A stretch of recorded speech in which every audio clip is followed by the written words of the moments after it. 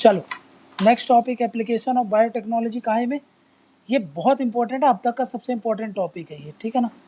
Application of biotech, उसमें जो हम कर रहे हैं जिसको बोलते हैं जीन थेरेपी, जीन थेरेपी, ठीक, जीन थेरेपी का टॉपिक पढ़ेंगे।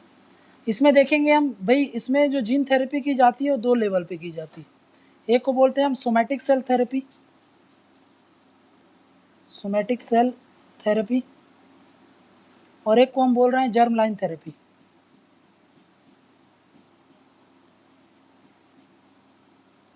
ठीक है, ये समझना है आपको ये क्या है आखिर, सोमैटिक सेल थेरेपी क्या है, जर्म लाइन क्या है, ये सब हम समझेंगे, ठीक है।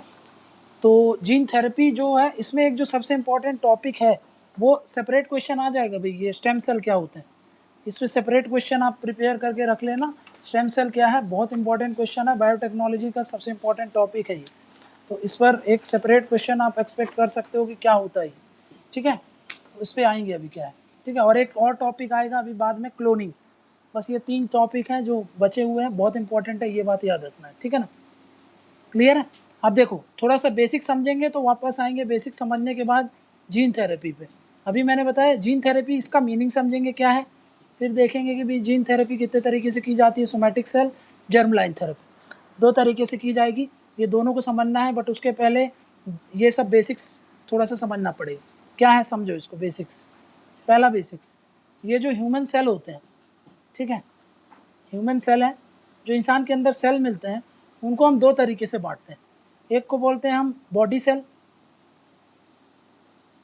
ठीक, और एक को हम बोलते हैं रिप्रोडक्टिव सेल, रिप्रोडक्टिव सेल, ठीक। ये 2 चीज़ मैंने लिख दी। इसको बॉडी सेल को एक और टर्म से यूज किया जाता है जिसको बोलते हैं सोमैटिक सेल, सोमैटिक सेल, ठीक। इसको और अलग अलग नाम से जाना जाता है, इसको गैमेट सेल भी बोलते हैं, गैमेट्स भी बोलते हैं, सेक्स सेल बोलते हैं, ठीक, और जर्म सेल भी बोलते हैं, ठीक है ना, जर्म सेल। ये 3 अलग अलग नाम मैंने लिख दिए, ठीक है ना। सोमैटिक सेल पे क्वेश्चन आ जाएगा, क्या होता है वो पता होना चाहिए, रिप्रोडक्टिव सेल ये सब पता होना चाहिए, ये सब देखेंगे कि क्या है इनका मतलब। देखो सबसे इंपॉर्टेंट क्या है, बात याद रखनी है जो तुमको, देखो एक तो हो गया technical, technical definition, technical definition वो तो आपको लिख नहीं पाओगे आप एग्जाम में, है ना। वो टेक्निकल डेफिनेशन वो मेडिकल वाले स्टूडेंट्स ही लिख सकते हैं, हमको क्या करना है, नॉन टेक्निकल तरीके से हमको समझना है। तो पहली बात मैं बोल रहा हूँ, ये बॉडी सेल्स क्या होते हैं, ये इसको नॉन टेक्निकल की तरीके से आपको समझना है। तो हम बॉडी सेल या फिर सोमैटिक सेल किसको बोलेंगे, वो सेल जिनमें से डीएनए पास नहीं होते हैं, समझना क्या। मान लो कि एक मदर है, फादर है, ठीक है ना, उनसे बच्चों में अगर कुछ डीएनए ट्रांसफर होना है तो वो सोमैटिक सेल से ट्रांसफर नहीं होते, समझना क्या। तो उसको हम बोलेंगे वो सोमैटिक सेल होंगे। मतलब क्या बोल रहा हूँ, डी इसमें से सोमैटिक सेल मतलब वो सेल होते हैं जिनमें से डीएनए ट्रांसफर नहीं होते हैं, समझना क्या ना। तो DNA from these cells are not passed, not passed on, समझा क्या। सबसे इंपॉर्टेंट यही है, और यही है जो आपको पता होना चाहिए सिर्फ। इसके अलावा जो भी चीज़ें बताऊंगा वो सब आपको वैसे भी नॉर्मल रहेगा वो, ठीक है ना। वो तो आप जब इतनी सारी थ्योरीज पढ़ोगे तो बहुत सारी चीज़ें आ जाएगी, बट जो मेन काम का चीज़ है वो ये है, DNA from these cells are not passed on. पर और रिप्रोडक्टिव सेल या फिर जर्म सेल या फिर सेक्स सेल या फिर गैमेट्स, इनमें से डीएनए पास होते हैं, DNA are passed on to offsprings, ठीक है ना। यहाँ से क्या होगा, डीएनए पास होता है, यही बात है जो तुमको दिमाग में रखनी है, समझना क्या, क्लियर है ना। अब नेक्स्ट डिफरेंस जहाँ से हम लोगों को थोड़ा सा और एक्सटेंड करते हैं इसको, नेक्स्ट डिफरेंस क्या है, ठीक है ना। अब ये वाले जो सेल होते हैं इसके एग्जाम्पल समझो, ये कौन से सेल को हम सोमैटिक सेल बोलते हैं, जैसे मसल सेल जिससे मसल बनते हैं, ठीक है ना, मसल सेल हो गया, ये भी सोमैटिक सेल कहलाएगा। नर्व सेल, नर्व सेल, ये सब क्या है, सोमैटिक सेल है। स्टोमक सेल, ये सब क्या है, सोमैटिक सेल, ठीक है। लेकिन हम इसके एग्जाम्पल क्या होते हैं, इसके एग्जाम्पल होते हैं जैसे स्पर्म, ठीक, एग सेल, ठीक है ना। ये सब काहे में आते हैं, सोचो इनमें से डीएनए ट्रांसफर होता था ना, पढ़ाई थे ना हम लोगों ने, ठीक है ना। तो ये काहे में आएंगे, कि काय में ये सब आते हैं काय में, गैमेट्स मतलब सेक्स सेल मतलब जर्म लाइन सेल, ठीक है ना। तो कहीं कहीं वर्ड में जर्म लाइन लिख दूंगा, कहीं कहीं सेक्स सेल लिख दूंगा, कहीं पे गैमेट लिख दूंगा, तो समझ जाना काहे की बात कर रहा हूं मैं, ठीक है। नेक्स्ट क्या बोल रहा हूं, ये सेल क्या बनाते हैं, देखो ये ऐसे जो सेल होते हैं ये बनाते हैं मेक्स अप हमारी बॉडी के जो टिश्यूज होते हैं, ऑर्गन्स होते हैं, उनको सोमेटिक सेल बनाते हैं, ठीक है ना। Makes up most of our body tissue and organs, ठीक, क्लियर है। हमारी बॉडी के टिश्यूज, हमारी बॉडीज के ऑर्गन्स कौन से सेल से बन रहे हैं, इन सेल से बनते हैं, जिसको हम क्या बोलते हैं, सोमेटिक सेल या फिर बॉडी सेल, तभी इसको हम बोलते हैं बॉडी सेल, समझ में आया, ठीक है। ये क्या बनाते हैं, ये गैमेट्स बनाते हैं, समझ में आ गया, फीटस बनाते हैं, ठीक। ये क्या बनाते हैं, डेवलप्स या फिर फॉर्म या फिर मेक्स अप क्या, गैमेट्स, समझ में आ गया, जिसको हम ये आगे चल के फीटस में बदलेगा, समझ में आ गया, जिससे बच्चे होते हैं, ठीक है ना, क्लियर, ठीक है ना। इसके पहले क्या आएगा, एम्ब्रियो, जिसको भ्रूण बोलते हैं, ठीक, एम्ब्रियो, क्लियर है ये बात। ये डेफिनेशन याद रखना, ये डेफिनेशन याद रखना, ये दो कितने हो गए, 3 पॉइंट हो गए। नेक्स्ट देखते हैं, नेक्स्ट क्या बोल रहा हूं मैं, अब ये सब टेक्निकल हो गया। टेक्निकल कैसे, जैसे ये डाइप्लॉइड होते हैं, ठीक है ना, मतलब 2n के फॉर्म में होते हैं, ठीक। अब ये क्या होता है, हैप्लॉइड होते हैं, हैप्लॉइड n के फॉर्म में होते हैं, समझना क्या। अब इसको देखेंगे क्या है ये डाइप्लॉइड, हैप्लॉइड, ये सब बाद में अभी आएंगे इस पर वापस से, ठीक है ना। अब ये कहाँ से बनते हैं, तो ये फॉर्म होते हैं, इसका एक प्रोसेस होता है, प्रोड्यूस, ये टेक्निकल है, इसके पहले जो 3 बताए हैं वो नॉन टेक्निकल है, ठीक है ना। प्रोड्यूस थ्रू माइटोसिस, माइटोसिस क्या है, ये सेल डिवीज, देखो ये जो सेल होते हैं ना, ये सेल डिवाइड होते हैं, ठीक है ना। मैंने बताया था एक जो सेल होता है अपने सेल से ही बनता है, प्री एग्जिस्टिंग सेल से ही नए सेल बनते हैं, तो उनकी एक प्रोसेस होती है, क्या है, उसको बोलते हैं सेल डिवीजन प्रोसेस। तो माइटोसिस और मियोसिस क्या है, एक तरीके का सेल डिवीजन का प्रोसेस है। ये वाले जो होते हैं बॉडी सेल, सोमेटिक सेल, उनमें कौन सी प्रक्रिया होती है, माइटोसिस, और इनमें कौन सी प्रक्रिया होती है, प्रोड्यूस्ड थ्रू मियोसिस, ठीक है ना। क्या है, ये दोनों चीज पर अभी आएंगे थोड़ी देर में, ठीक है ना, माइटोसिस मियोसिस, ठीक है ना, इन पर तो वापस आएंगे, तो इस पर अभी होल्ड करते हैं, ठीक है ना। क्लियर है क्या बोल रहा हूं मैं,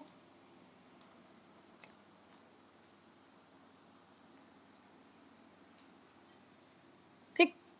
ये वाला कब समझ में आएगा और अच्छे से, जब हम क्लोनिंग का टॉपिक करेंगे, ठीक है। क्लोनिंग वाले टॉपिक पे आएंगे तो फिर से ये टॉपिक दोबारा से समझेंगे और उसको ज़्यादा अच्छे तरीके से समझ पाएंगे हम, ठीक है, ठीक है। अब देखते हैं, वापस आते हैं हम काय में, जिसको मैं बोल रहा था सोमेटिक सेल क्या होता है, ठीक है। सोमेटिक सेल समझते हैं, सोमेटिक सेल बोल रहा हूँ, सॉरी, स्टेम सेल, ठीक है। क्या, स्टेम सेल समझना है हमको। अभी ये स्टेम सेल क्या है, जो कि खुद एक तरीके का सोमेटिक सेल ही होता है, समझ रहे हैं।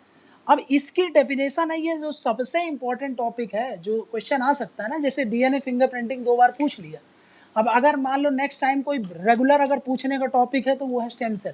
स्टेम सेल बहुत ही इंपॉर्टेंट टॉपिक है, ये बात याद रख लेना, समझना क्या। तो एक चीज़ याद रखो, स्टेम सेल क्या होता है, पहले इसका डेफिनेशन समझते हैं कि ताकि आपको कुछ पता हो लिखने के लिए। तो स्टेम सेल एक तरीके क्या है, ये स्टेम सेल ले रहा हूँ, ठीक है ना। स्टेम सेल एक तरीके के बॉडी सेल ही है, समझना क्या। स्पेशल टाइप के बॉडी वो होते हैं, स्पेशल तरीके के जो बॉडी सेल होते हैं उनको हम स्टेम सेल बोल रहे हैं, समझना क्या। They are unique body cell, ठीक है ना। यूनिक तरीके के क्या है, बॉडी सेल है, क्लियर। यूनिक तरीके के क्या है, बॉडी सेल है, ठीक, यूनिक तरीके के बॉडी सेल है, ठीक है। अब इनकी प्रॉपर्टी क्या होती है, मैं यूनिक क्यों बोल रहा हूँ, इनकी कुछ खासियत होती है, इनकी कुछ प्रॉपर्टी होती है, ये बात याद रखो। पहली बात, इनको मैं बोल रहा हूँ कि ये अनडिफरेंशिएटेड होते हैं, ये अनडिफरेंशिएटेड होते हैं, समझा क्या। डिफरेंशिएटेड किसको बोलते हैं, जैसे नर्व सेल अलग से हम उनको डिफरेंशिएट करके रखें, समझा क्या। देखो एक होता है डिफरेंशिएटेड डिफरेंशिएटेड। डिफरेंशिएटेड सेल क्या होते हैं, वो अलग से सबको कैटेगरी करके हमने रख दिया है, जो कि एक स्पेशलाइज फंक्शन परफॉर्म करते हैं। जैसे नर्व सेल काहे का परफॉर्म करेगा फंक्शन, वो परफॉर्म करते हैं नर्वस सिस्टम का, समझा क्या। नेफ्रॉन काहे का फंक्शन परफॉर्म करेगा, तो उसका करेगा। तो ऐसे हर एक सेल स्पेशलाइज्ड होते हैं, वो उसी परफॉर्म करते हैं, तो उनको हमने क्या बोल दिया, डिफरेंशिएट हो गए वो। लेकिन ये क्या है, अनडिफरेंशिएटेड। अनडिफरेंशिएटेड है मतलब इसको हम कैटेगराइज करके नहीं रखे हैं कि काहे में होंगे, इसीलिए इसको बोलते हैं एक स्पेशल तरीके के होते हैं जो कि अनडिफरेंशिएटेड होते हैं। डिफरेंशिएटेड सेल का एग्जांपल समझो क्या है, जैसे नर्व सेल, नर्व सेल, ठीक ठीक है ना। जैसे कि किडनी के सेल होंगे, जो किडनी के सेल, ठीक है ना, फिर हार्ट के सेल, ये सब क्या है, डिफरेंशिएटेड है, डिफरेंशिएटेड है, ठीक है। डिफरेंशिएटेड है मतलब ये क्या करते हैं, स्पेशलाइज्ड फंक्शन परफॉर्म करते हैं। ये क्या करते हैं, परफॉर्म करते हैं specialised function, specialised function perform करते हैं ये, ठीक। हम क्या करते हैं, ये अभी मैंने क्या बताया, ये स्टेम सेल क्या होते हैं, एक यूनिक तरीके के, जो कि हम उसको डिफरेंशिएट करके नहीं रख सकते, लेकिन हम इन स्टेम सेल से हम ये वाले सेल बना सकते हैं। समझ में आ रहा है, समझो कि ये कुछ ऐसी चीज है आपकी बॉडी में जो सोई अवस्था में, उसको आपने थोड़ा सा उठा दिया, तो वो इनमें से आप जो भी सेल समझो, जैसे कि अलग अलग अवतार ले सकता है ना, एक व्यक्ति है वो अलग अलग अवतार ले सकता है, समझा गया कि भाई वो जब चाहे तो ये बन सकता है, जब चाहे तो घोड़ा बन सकता है, जब चाहे तो हाथी बन सकता है, जब चाहे शेर बन जाएगा, जब चाहे बाघ बन जाएगा। वैसे स्टेम सेल क्या होते हैं, वैसे तो ये अनडिफरेंशिएटेड सेल है, बट इनको हम कुछ किक दे दें, अगर कुछ इनमें अगर इनको जगा दें, तो ये क्या कर सकते हैं, डिफरेंशिएट सेल में बदल सकते हैं। डिफरेंशिएट सेल मतलब स्पेशलाइज्ड सेल, स्पेशलाइज्ड फंक्शन ये परफॉर्म कर सकते हैं, और फिर ये कैसे बन जाएंगे, डिफरेंशिएटेड सेल हो सकते हैं। समझ में आ गया, मतलब क्या होता है, स्टेम सेल से हम क्या कर सकते हैं, स्टेम सेल से इनकी प्रॉपर्टी क्या होता है, they are capable of dividing and differentiating, है ना, अभी बताया था ना, डिफरेंशिएट सेल बन सकते हैं, differentiating into any other type of specialised cell. समझा क्या, क्लियर है। एक चीज तो समझ में है, ये किस कैटेगरी में आता है, तो बॉडी सेल में आता है, जर्म सेल में नहीं आएगा, जर्म लाइन में नहीं आएगा, ये बात याद रख लेना। दूसरी बात क्या, सबसे इंपॉर्टेंट वही बात याद रखना, ये क्या है, एक तरीके के बॉडी सेल है, ना कि यहाँ पर ध्यान देना जर्म लाइन सेल नहीं है, ये गैमेट्स नहीं है, ये सेक्स सेल नहीं है, ये समझना क्या। ये क्या है, एक तरीके के बॉडी सेल है, जिन जो कि वैसे तो अनडिफरेंशिएटेड है, लेकिन हम क्या कर सकते हैं, इनको डिफरेंशिएट सेल में कन्वर्ट कर सकते हैं। डिफरेंशिएट सेल में कन्वर्ट करने को कर दिया अगर हमने, तो क्या बोल रहा है, वो स्पेशलाइज सेल हो गए। समझा क्या, तो स्टेम सेल की डेफिनेशन, ये बात याद रखना। दूसरा क्या याद रखना है इसमें, स्टेम सेल में दूसरा बात ये याद रखना है कि हर तरीके के सेल, समझा क्या, काहे से आते हैं, हर तरीके के जो भी सेल होंगे वो बॉडी सेल से ही डेराइव होंगे, बॉडी के अंदर, ठीक है ना। अब एक बात याद रखना है, अभी एक चीज समझो, स्टेम सेल जो है, स्टेम सेल काहे काहे में बदल सकते हैं, इनकी ये भी प्रॉपर्टी बताया था ना, इनको यूज कर सकते हैं for any type of cell formation, है ना, हम इनको किसी भी तरीके के सेल को बनाने के लिए यूज कर सकते हैं। अब वो सेल खुद स्टेम सेल ही हो सकता है, मतलब एक स्टेम सेल से हम स्टेम सेल भी बना सकते हैं, एक स्टेम सेल से हम डिफरेंशिएटेड सेल भी बना सकते हैं, मतलब हम एक अनडिफरेंशिएटेड सेल भी बना सकते हैं। समझ में आ रहा है, स्टेम सेल का यूज करके भी हम अनडिफरेंशिएटेड सेल बना सकते हैं और डिफरेंशिएटेड सेल भी बना सकते हैं। डिफरेंशिएटेड सेल जैसे लंग सेल, ठीक है ना, लंग सेल, स्किन सेल, ठीक। और वहीं पर अनडिफरेंशिएटेड मतलब दूसरा स्टेम सेल भी बना सकते हैं। क्लियर, ये बात समझ में आ गया, ठीक है।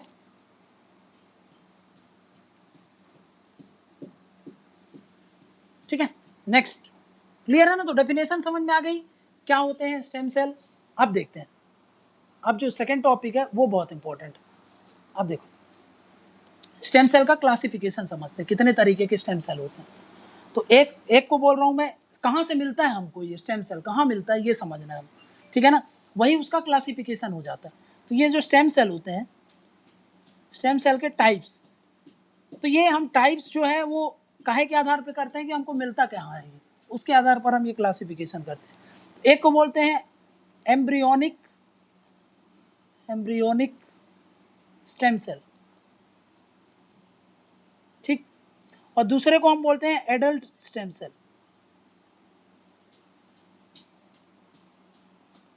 ठीक। और सबसे पहले समझते हैं एम्ब्रियोनिक स्टेम सेल क्या है। ये कहाँ पे मिलते हैं हमको, ये मिलते हैं ब्लास्टोसिस्ट स्टेज ऑफ एम्ब्रियो होता है, जब एम्ब्रियो बनता है ना, भ्रूण जब बनता है तो उस समय हमको ये स्टेम सेल मिलता है, ठीक है ना। ये कहाँ पे मिलेगा हमको, आर फाउंड इन ब्लास्टोसिस्ट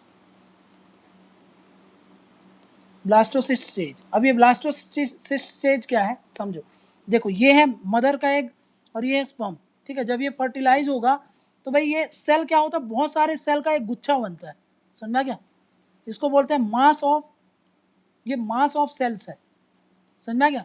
फिर ये काहे में बनता है, फिर ये कन्वर्ट होता है एम्ब्रियो में, समझा क्या, क्लियर है। तो पहले जो ये गुच्छा बनता है ना एम्ब्रियो स्टेज में ही, मतलब एम्ब्रियो का पहला स्टेज है, एम्ब्रियो बनने का जब स्टेज चालू होता है ना उस समय उसको बोल रहे हैं ब्लास्टोसिस्ट स्टेज।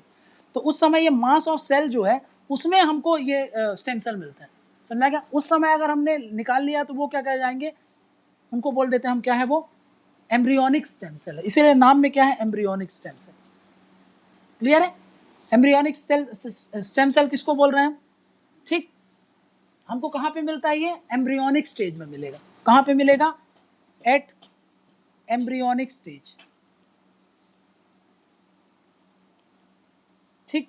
और ये वाले एडल्ट जो होते हैं ये कहाँ पे मिलेंगे, ये मिलते हैं बोन मैरो में, समझा क्या, मतलब आदमी के अंदर ही होते हैं, ये इंसान के अंदर ही होते हैं। अब इसको लिख लेते हैं, ये कहाँ मिलेगा, found in individuals, her body के अंदर, हर आदमी के अंदर, उसकी बॉडी के अंदर ही ये स्टेम सेल प्रेजेंट होते हैं, समझना क्या। एक तो भाई पहले कब मिल रहा है, तो मैंने ये देखा कि भाई एम्ब्रियोनिक स्टेज में मिलेगा, और दूसरा मान लो एम्ब्रियोनिक स्टेज में आपको नहीं मिला, समझना क्या, कि आपने उस समय स्टेम सेल नहीं निकाला उसमें से, तो फिर क्या होगा, अब एम्ब्रियोनिक को उसको निकालने के लिए वो एम्ब्रियोन को खत्म करना पड़ेगा ना, तब तो स्टेम सेल ले पाओगे, तो उस समय दिक्कत हो जाएगी आपको। तो फिर क्या कर सकते हैं भाई, वो तो फिर अनएथिकल हो गया ना वो, हम बॉडी सेल से निकालेंगे, मतलब जैसे मेरा शरीर है, मेरे शरीर के अंदर भी ये मिलते हैं स्टेम सेल। एग्जाम्पल कहाँ मिलते हैं, तो बोन मैरो में मिलते हैं, ये बोन मैरो में मिलेंगे ये, ठीक है ना। ऐसा नहीं है कि सिर्फ बोन मैरो में मिलेंगे, बोन मैरो के जो स्टेम सेल होंगे वो काहे के लिए रेस्पॉन्सिबल होते हैं, बोन मैरो बनाने के लिए, समझ में क्या, बोन मैरो होंगे, ऐसे करके ब्रेन वाले होंगे, ब्रेन स्टेम सेल होंगे, वो क्या करेंगे, सिर्फ ब्रेन सेल बनाएंगे। बोन मैरो वाले काहे के लिए रहेंगे, ब्लड सेल, जो आरबीसी डब्ल्यूसी बनते हैं ना, ये ब्लड सेल बनाते हैं, ब्लड सेल, समझ क्या। और कोई स्टेम सेल ये काम नहीं कर सकता, सिर्फ कौन करेगा, बोन मैरो। और कोई ब्रेन सेल नहीं बना सकता, सिर्फ कौन बनाएगा, ब्रेन स्टेम सेल। तो हर एक चीज के लिए एक स्पेसिफिक काम करता है, इसीलिए अब ये तो एक ही काम कर रहा है ना, ये ब्रेन वाला सिर्फ ब्रेन बना रहा है, और जो बोन मैरो होगा उससे सिर्फ ब्लड सेल बनेंगे, इसीलिए इनको बोलते हैं यूनिपोटेंट। यूनी मतलब एक, समझा क्या, एक ही काम कर सकते हैं। तो जो एडल्ट स्टेम सेल होते हैं ना वो सिर्फ एक ही काम परफॉर्म करते हैं, समझा क्या, स्पेशलाइज्ड होते हैं ये, समझ में आ रहा है, इसीलिए इनको बोलते हैं ये यूनिपोटेंट होते हैं,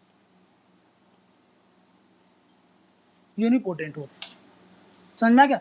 लेकिन यहां पर आओ वापस से एम्ब्रियो स्टेज, जो हमको एम्ब्रियोनिक स्टेम सेल होते हैं ना वो प्लूरीपोटेंट होते हैं, मतलब इसमें से जो स्टेम सेल होगा उससे आप ब्रेन का सेल भी बना सकते हो, लंग का भी सेल बना सकते हो, समझना क्या, हर कुछ बना सकते हो, इसीलिए प्लूरीपोटेंट बोल रहे हैं, प्लूरीपोटेंट, ठीक, प्लूरीपोटेंट।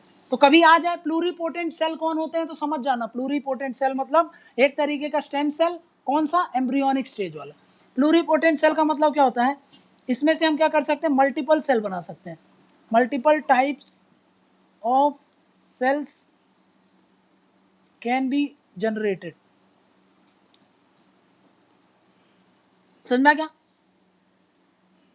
ठीक है, मतलब क्या है कि भाई ये एक स्टेम सेल है, कौन सा है ये, एम्ब्रियोनिक वाला, ठीक है ना। इससे हम लंग सेल भी बना सकते हैं, इससे हम हार्ट की सेल भी बना सकते हैं, इससे हम ब्लड सेल भी बना सकते हैं, हर कुछ बना सकते हैं, समझ में आ गया? मतलब मल्टीपल चीज बना सकते हैं, तो इसको प्लूरीपोटेंट लिखा जाता है। कहीं कहीं तुमको ये भी लिखा रहेगा कि दे आर टोटीपोटेंट। टोटी मतलब क्या होता है, टोटल, समझ में आ गया? दे आर टोटीपोटेंट, कभी कभी ये भी वर्ड मिलेगा तुमको। टोटीपोटेंट मतलब शरीर के अंदर जितने भी सेल हैं सब बना सकते हैं, समझ में आ गया? मतलब ऑल टाइप्स ऑफ, और कौन से सेल बनाएंगे, कौन से सेल है ये, बॉडी सेल है, तो बॉडी सेल की बात कर रहे हैं, समझ में आ गया ना? All type of body cells can be generated, समझ में आ गया? क्लियर है स्टेम सेल का मतलब? प्लूरीपोटेंट, टोटीपोटेंट, यूनिपोटेंट, ये सब समझ में आ गया?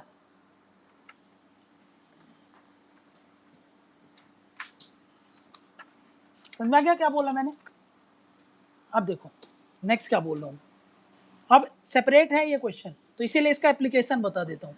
इसका एप्लीकेशन कहाँ कहाँ होगा, तो भाई कुछ नहीं आता है तो मेडिकल सेक्टर में जो जो जानते हो सब में लिख दिया करो, ठीक है ना। दवाई बनाने में यूज़ कर सकते हैं, रिपेयर कर सकते हैं डैमेज सेल का। मान लो कि मेरा लंग्स खराब हो रहा है तो मैं स्टेम सेल का यूज़ करके नए नए एक्टिव सेल, अच्छे सेल बना सकता हूँ स्टेम सेल का यूज़ करके। तो पहला लिख देता हूँ, हम रीजेनरेट कर सकते हैं मेडिसिन को, समझ में आ रहा है? नेक्स्ट क्या बोल रहा हूँ, हम रिपेयर कर सकते हैं, रिपेयर ऑफ डैमेज सेल, है ना। याद करो उसी को स्टेम सेल थेरेपी बोल देते हैं, स्टेम सेल थेरेपी, ठीक है ना। तो सबसे बेस्ट एग्जांपल एप्लीकेशन तो स्टेम सेल थेरेपी याद रखो। मतलब अंदर कोई भी सेल अगर आपके डैमेज है, फंक्शन नहीं करते हैं, जैसे कैंसर है, आप समझना कि कैंसर को कैसे ट्रीट करेंगे आप, तो इसी से ट्रीट करेंगे, समझना क्या? वो सेल जो खराब हो गए हैं उनकी जगह हम स्टेम सेल का यूज करके उनको रिपेयर कर सकते हैं, उसको क्या बोल देंगे हम, ये। तो याद रख लो, जिसको कैंसर थेरेपी सेपरेट टॉपिक में लिख सकते हो आप, कैंसर थेरेपी के कारण, ठीक है ना। इसमें क्या करते हैं हम, treatment of blood cancer, treatment of blood cancer, जैसे कि RBC WBC के कारण जो भी मतलब ब्लड सेल के कारण जब ये ब्लड कैंसर होता है उनको हम क्या कर सकते हैं, रिपेयर कर सकते हैं, तो ट्रीटमेंट ऑफ ब्लड कैंसर, ठीक। नेक्स्ट अभी ये चीज भी बता सकते हो, बोन मैरो का ट्रांसप्लांट होता है बहुत लोगों का, बोन मैरो के लिए ट्रीटमेंट चलता है, तो बोन मैरो उसके अंदर जो स्टेम सेल ट्रीटमेंट बोल सकते हो आप इसको, है ना। स्टेम सेल ट्रीटमेंट करके हम बोन मैरो को सही कर देते हैं। नेक्स्ट क्या बोल रहा हूँ, बहुत सारे डिसीज होते हैं जिसको बहुत यूनिक होते हैं, बहुत रेयर होते हैं, जैसे सिकल सेल एनीमिया, वो सबको हम काहे से ठीक कर सकते हैं, स्टेम सेल थेरेपी से, समझा क्या? तो रेयर ब्लड डिसऑर्डर जो होते हैं, ठीक है ना, जैसे कि सिकल सेल अनीमिया समझते हो ना, ब्लड कैंसर ही है वो, ठीक है ना, अनीमिया, ठीक है। उसको क्या कर सकते हैं, उसको भी ट्रीट कर सकते हैं, इसका भी ट्रीटमेंट हम कैसे कर सकते हैं, स्टेम सेल थेरेपी से।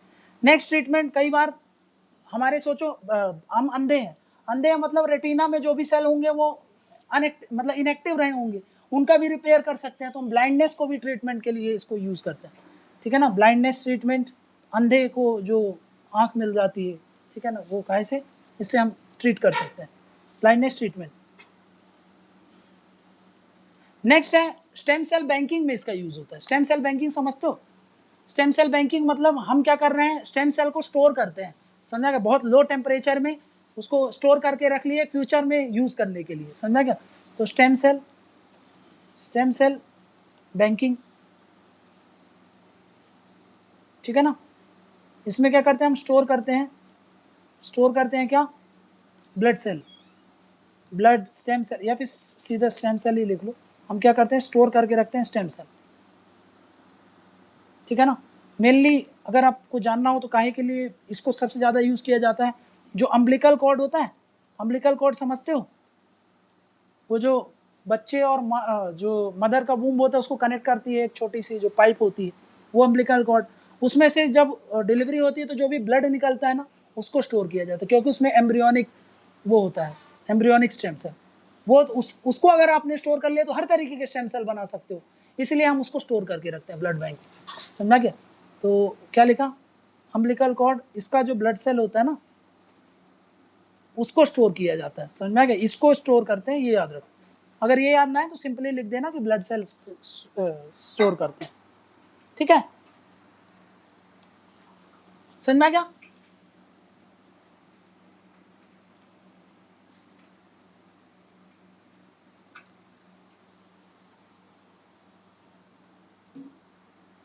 क्लियर है? एप्लीकेशन लिख लोगे कहीं ना कहीं। अब देखते हैं, स्टेम सेल समझने के बाद हम समझते हैं कि भाई अब आगे समझते हैं। एक टर्म है, एक स्पेशलाइज टाइप का है, जिसको बोलते हैं induced pluripotent cell, pluripotent stem cell, जिसको शॉर्ट में कभी अगर आ गया ना आईपीएस सेल क्या होते हैं लिखने को आ गया तो समझ जाना ये इंड्यूस्ड, इसका शॉर्ट फॉर्म है ये इंड्यूस्ड प्लूरिपोटेंट स्टेम सेल। तो आईपीएस सेल पर अगर लिखने को आएगा ना तो वो पुलिस वाली रैंकिंग नहीं लिखना है, हम क्या लिखना है, इंड्यूस्ड प्लूरिपोटेंट सेल। अब ये क्या होता है ये समझा दूंगा। ठीक है, देखो ये है normal body cell. Normal body cell क्या, इससे ये क्या होता है, यूनिपोटेंट होते हैं ना, ये यूनिपोटेंट होते हैं। अभी देखा था हमने ये कैसे होते हैं, ये यूनिपोटेंट होते हैं। यूनिपोटेंट मतलब इससे हम ये एक तरीके के स्पेशलाइज सेल होते हैं, जिनसे हम अगर वो बोन मैरो वाला है तो वो सिर्फ क्या बना सकता है, ब्लड सेल बना सकता है। अब बोन मैरो वाले का यूज करके हम हार्ट के सेल नहीं बना सकते। समझ में आ गया? क्लियर है?